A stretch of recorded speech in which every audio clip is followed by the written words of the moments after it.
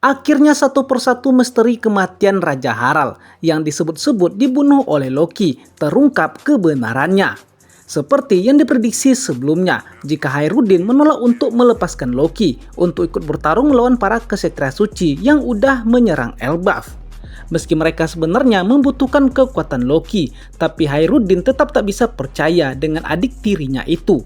Dia tetap menolak untuk melepaskan Loki, meski Luffy sendiri yang memintanya.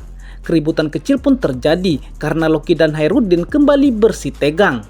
Melihat hal itu, Chopper Gaban yang masih dirawat akhirnya angkat bicara dan mengatakan kepada Loki dan Hairudin jika dia dan juga Shanks berada di Elbaf saat kejadian mengerikan itu terjadi. Gaban dan Shanks mengetahui apa yang terjadi saat Raja Harald tewas di dalam istananya. Dan ternyata pelakunya bukanlah Loki, namun tentara dan para pengawal Raja Harald sendiri yang udah membunuh sang raja. Hal itu terungkap saat kita melihat flashback 14 tahun yang lalu.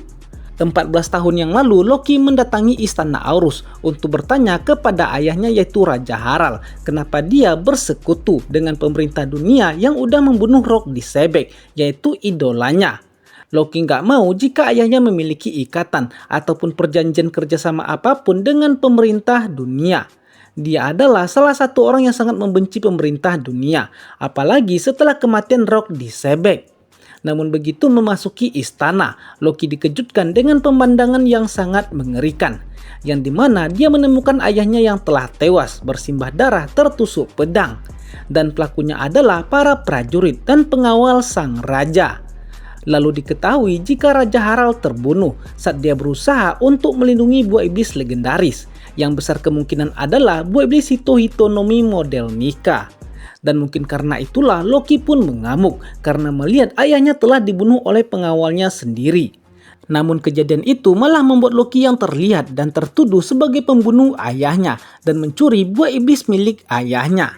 Namun faktanya Loki menemukan ayahnya yang dibunuh oleh pengawalnya sendiri saat dia ingin bertanya kenapa ayahnya bersekutu dan menjalin kerjasama dengan pemerintah dunia. Melihat hal itu, dia pun hilang kendali dan mengamuk secara brutal hingga menghabisi semua pengkhianat itu. Tapi pada akhirnya Loki yang ditetapkan sebagai penjahatnya karena nggak ada saksi mata yang melihat sang raja dibunuh oleh pengawalnya sendiri. Malah Loki lah yang ditemukan di dalam istana yang sedang membantai para pengawal ayahnya. Dan satu-satunya saksi mata adalah Jarul, tapi mungkin karena luka di kepalanya, Jarul tidak mengingat apapun soal kejadian itu.